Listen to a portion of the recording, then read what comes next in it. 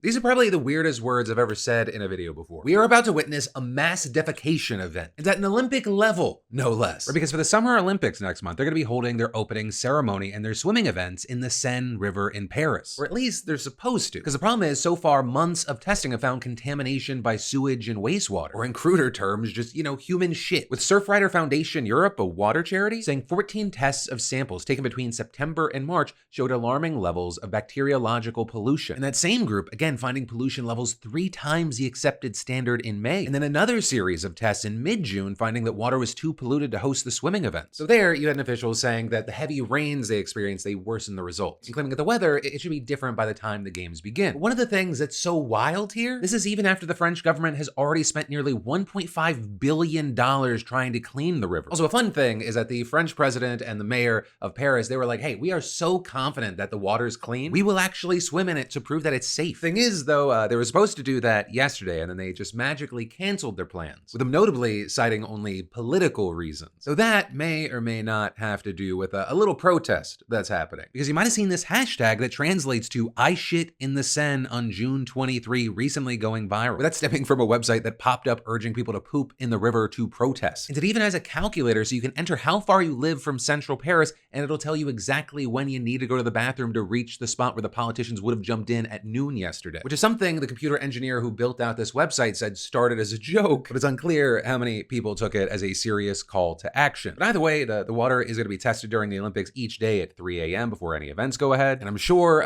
the people that are in charge, they will make sure it's clean, and or you might see and get to talk about a lot of Olympians getting a case of the shits and maybe pink eye. Fun times. Yeah, there's a lot of weirdness at this Olympics.